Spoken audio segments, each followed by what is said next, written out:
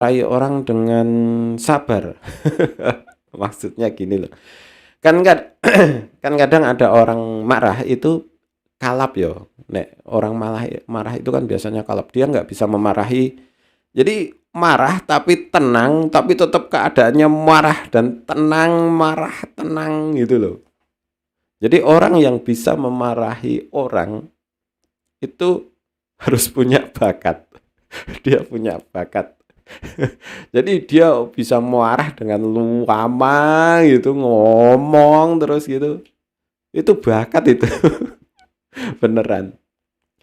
Kemudian penalaran logis sudah mengelola angka itu lebih ke statistik yang hubungannya itu dengan angka-angka. Statistik angka yang sangat banyak gitu.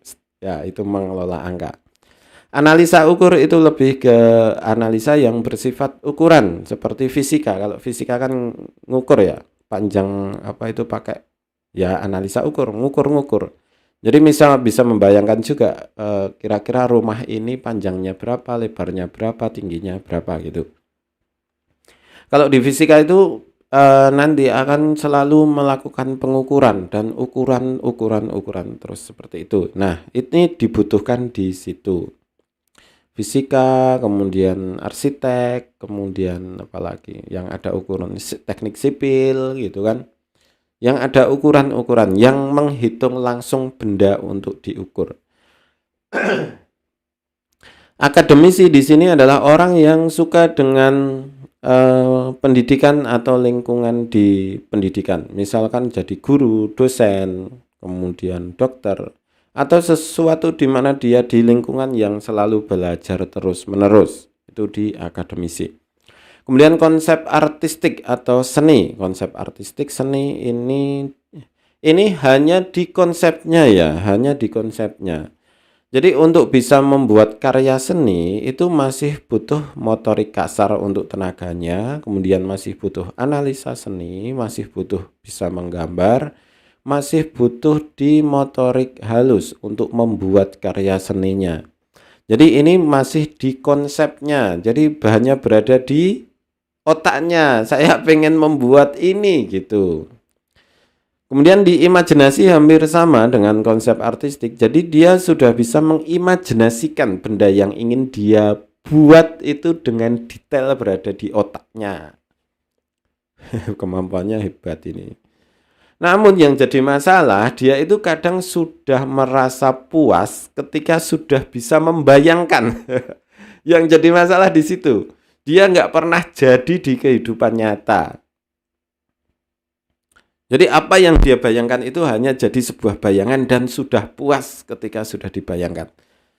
Nanti kita lebih lanjut. Silakan nanti kalau ada masalah atau ada pertanyaan, isi di kolom komentar video ini. Kemudian di melodi dan musik hampir sama seperti musik tadi, bahwa ini hanya bisa membedakan nada, atau paling tidak dia bisa masuk ke, bisa bernyanyi sesuai dengan musiknya. Bisa bernyanyi sesuai dengan musiknya. Untuk bisa suara bagus itu perlu belajar dan itu sebuah skill. Jadi nggak bisa belajar hanya 1 bulan 2 bulan langsung bisa. Ini hanya tetap aja butuh tahunan untuk bisa ke sana. Kemudian analisa seni. Di sini baru ke analisanya. Oh ini kalau nyanyi pales atau tidak gitu aja. Jadi baru ke analisanya. Atau ini gambarnya itu kurang bagus. Jadi kan saya sendiri kan nggak bisa ya membedakan antara gambar bagus dan gambar jelek. Jadi, jadi analisa seni ini dibutuhkan ketika mau ke desain. Jadi orang-orang desain grafis, orang-orang desain interior, desain grafis, arsitek. Nah, orang-orang yang membutuhkan seni di dalam pekerjaannya, logo kayak gitu. Motorik kasar itu ke otot besar ya, seperti motorik kasar, otot besar, keseimbangan kayak gitu. Jadi orang yang punya keseimbangan yang bagus, kemudian otot yang bagus itu bakat. Jadi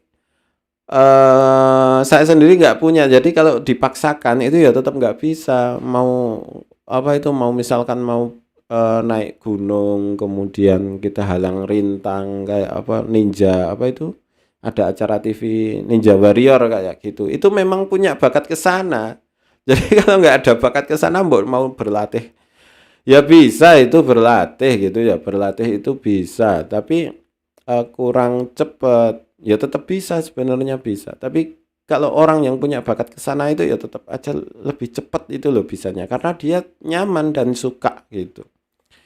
Pola abstrak digunakan seperti kalau membuat hal-hal baru, seperti kalau arsitek itu kan bentuk rumah yang sedikit aneh tapi bagus. Desain interior yang apa ya, bentuknya itu nggak terlalu, ya nggak lazim gitu lah, nggak umum tapi bagus. Itu di pola abstrak. Kemudian menggambar. Menggambar hampir, nah di sini untuk bisa melukis atau menggambar bagus itu skill.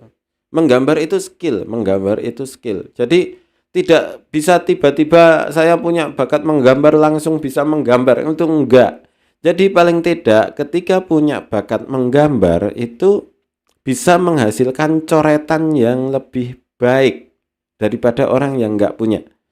Minimal tulisannya lebih bagus dari teman-temannya gitu. Minimal. Paling enggak ya punya bakat untuk menggambar gitu. Punya bakat untuk coretan paling tidak gitu. Seperti itu. Jadi untuk bisa menggambar itu butuh latihan, butuh kursus gitu baru bisa menggambar. Jadi bukan sebuah hasil yang tiba-tiba. Itu termasuk skill. Kemudian tipe belajar, ada visual. Visual artinya itu anak yang bisa belajar dengan mata ya. Jadi bisa dari gambar atau teks. Intinya dari anak visual, cirinya ya, ciri terbesar dari anak visual itu ketika dia berada di kelas, dia itu berada di bangku paling depan, kemudian nulis terus gitu. Orangnya suka nulis, jadi apapun ditulis. Namun ketika ditanya, dia nggak bisa jawab. Kenapa? Karena dia harus belajar di malam harinya, hasil dari tulisannya itu.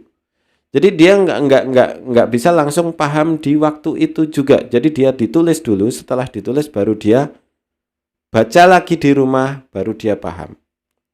Modelnya gitu ya. Kemudian audio itu orangnya pendengar atau telinga ya. Dia audio itu bisa cepat belajar dengan suara. Jadi paling gampang itu orang audio kalau belajar membaca itu ngomongnya agak keras gitu. Kalau belajar membaca ngomongnya agak keras. Nah, ciri dari audio adalah dia memang pendengar, namun dia juga ngomong.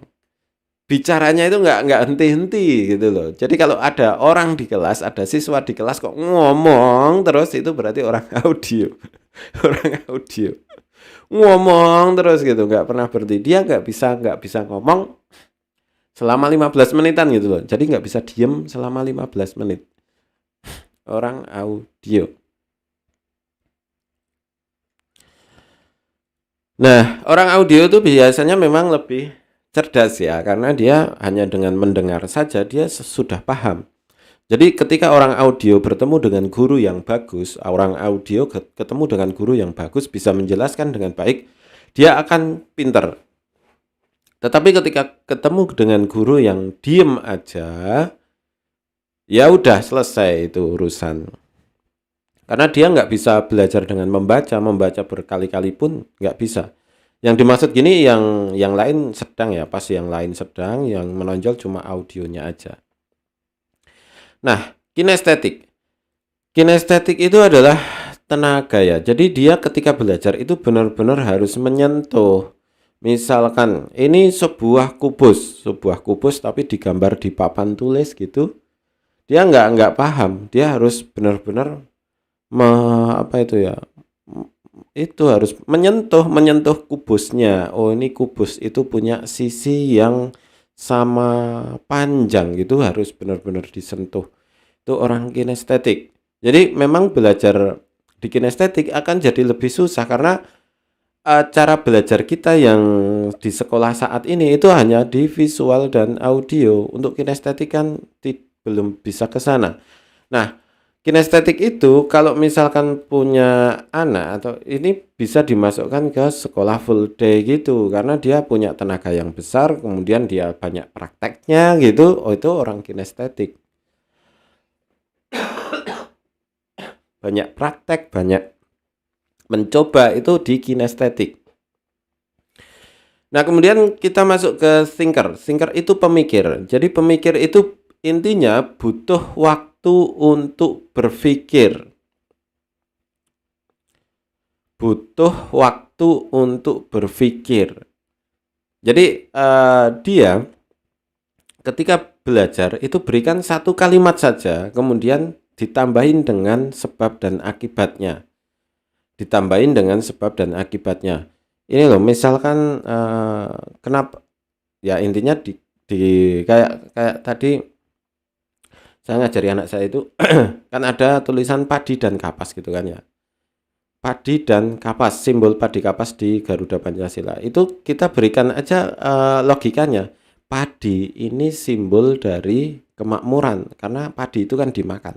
Kapas itu simbol sandang atau baju gitu kan. Artinya simbol ini melambangkan kesejahteraan masyarakat. Nah, seperti itu. Kemudian biarkan dia berpikir. Biarkan dia berpikir. Beri waktu untuk berpikir. Nah, ketika orang thinker, kemudian imaginator ya. Imaginator itu hampir sama dengan orang thinker. Dia butuh waktu untuk mengimajinasikan, butuh waktu untuk mengimajinasikan apa yang dia dengar atau apa yang dia baca. Perbedaan dengan thinker, orang imajinasi itu bisa menyimpulkan sendiri. Orang imajinasi itu, kalau orang thinker kan kita harus berikan sebab dan akibat ya. Kalau orang imajinator itu bisa menghubung-hubungkan sendiri, bisa membuat kesimpulan sendiri dalam imajinasinya. Nah, misalkan ya, ada seorang guru yang ngomong terus dari awal sampai akhir, waktu 2 jam pelajaran itu ngomong terus. Orang thinker bingung, orang imajinator bingung. Orang kinestetik juga bingung. Yang suka cuma di apa? Di audio. Karena audio itu suka mendengarkan. Jadi ketika ada orang ngomong terus dia suka. Dia bisa cepat belajar dari itu. Tapi